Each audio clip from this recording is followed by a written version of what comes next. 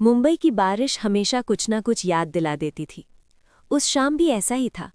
समुद्र से उठती ठंडी हवा, सड़कों पर चमकते स्ट्रीट लाइट्स और गगनचुंबी इमारतों के बीच खड़ी एक लड़की, मायरा कपूर।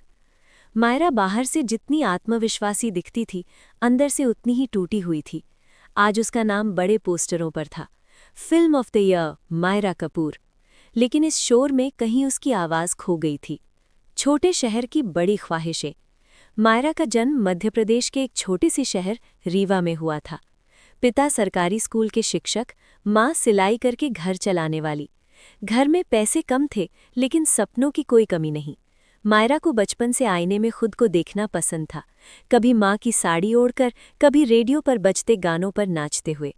पिता अक्सर कहते, बेटा सपने देखना गलत नहीं, लेकिन ज़मीन से जुड़े रहना। माँ चुपचाप मुस्कुरा देती थी। उन्हें पता था ये लड़की साधारण नहीं है। पहली बार प्यार से मुलाकात। कॉलेज के दिनों में मायरा की जिंदगी में आया आरव मल्होत्रा। आरव ना अमीर था, ना फिल्मी दुनिया से जुड़ा। वो तो बस पत्रकारिता का छात्र था, खुद में डूबा हुआ, शांत और बहुत गहरा। मायरा को उसने पहली बार कॉलेज लाइब्रेरी में देखा था।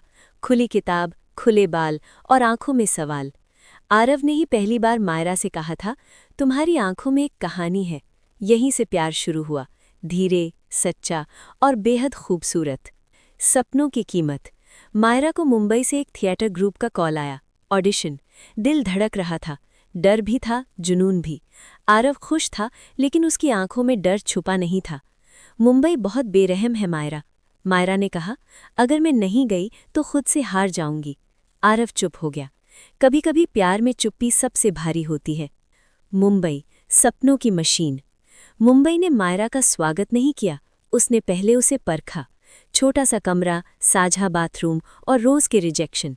ऑडिशन में लाइन, नकली मुस्काने और खोखले वादे। कई बार मायरा आईने के सामने खड़ी होकर पूछती, क्या मैं सच में इसके लायक हूँ? आरव से फोन पर बात होती, पर धीरे धीरे कॉल कम होने लगे। दूरी सिर्फ शहरों की नहीं थी, जिंदगी की भी थी। कीमत जो कोई नहीं देखता। एक दिन मायरा को एक बड़ा ऑफर मिला, लेकिन उसकी शर्तें साफ नहीं थी। इंडस्ट्री का वो कड़वा सच था, जिसके बारे में लोग फुसफुसाते हैं, खुलकर नहीं बोलते। मायरा ने बहुत सोचा, रात भर रोई। आरव को फोन किया, लेकिन उसने उठाया नहीं। अगली सुबह मायरा ने हाँ कह दी। उस दिन उसने पहला रोल नहीं, अपना एक हिस्सा भी खो दिया। कामयाबी का अकेलापन। साल बदलते गए, मायरा स्टार बन गई। फैंस, कैमरे, इंटरव्यू सब था, लेकिन हर रात जब मेकअप उतरता, आईना उसे खामोशी से देखता। आरव कहीं बहुत पीछे छूट चुका था। न झगड़ा हुआ, न ब्रेकअप, बस रिश्ता थक गया था। अचानक हुई मुलाकात। एक अवार्ड फंक्शन में मायरा ने भीड़ के बीच उसे देखा। आरव, वही आंखें, वही सादगी। अब एक सीनियर जर्नलिस्ट। दिल अचानक भारी हो गया। मुलाकात औपचारिक थी, हाथ मिलाना, मुस्कुराना, लेकिन आंखों में सवाल थे। हम कहाँ खो गए? अधूरे सवाल, अधूरा जवाब। उस रात मायरा ने आरव को मैसेज किया, कॉफ़ी? कई सालों का सन्नाटा एक कप कॉफ़ी में टूट गया। बातें हुईं, सपनों की, समझौतों की और उस प्यार की जो कभी मरा नहीं था। आरव ने कहा, मुझे तुम पर गर्व है, लेकिन मुझे तुम्हारी कमी आज भी है। मायरा की आंखें भर आईं। प्यार का दूसरा मौका क्या?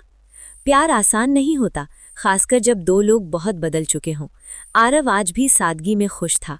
मायरा आज भी चमक की दुनिया में फंसी थी। उन्होंने फैसला नहीं किया, बस सच स्वीकार किया। प्यार था, लेकिन जिंदगी अलग हो चुकी थी। आईने का सच। अगली सुबह मायरा शूट से पहले आईने के सामने खड़ी थी। आज पहली बार उसने खुद को माफ कर दिया। सफलता के साथ साथ खुद से प्यार करना सीखा। आरव उसकी जिंदगी का हिस्सा रहा, लेकिन मंजिल नहीं। अंत। कुछ प्यार साथ चलने के लिए नहीं होते, कुछ बस हमें पूरा करने आते हैं। मायरा आज भी स्क्रीन पर चमकती है, लेकिन अब उसके अंदर शोर नहीं है।